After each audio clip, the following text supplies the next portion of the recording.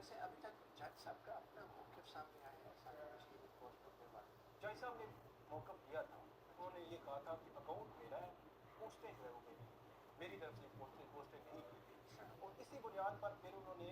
باقاعدہ سنا، جو عمران خان کے وکیل ہیں ان کو باقاعدہ اس پہ بحث ہوئی، انہوں نے آرگومنٹ دیے، پھر الیکشن کمیشن کے وکیل نے آرگومنٹ دیے، اس درخواست کو انہوں نے خود سنا اور خود ہی ڈسمس کیا، جس کو انہوں نے اسلام آباد ہائی کورٹ میں چیلنج کیا ہوا ہے اور کل اس پہ سماعت کی۔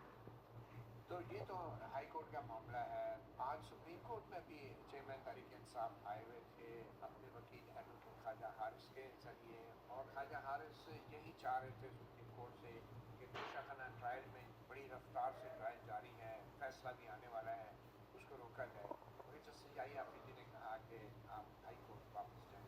تو کیا لگ رہا ہے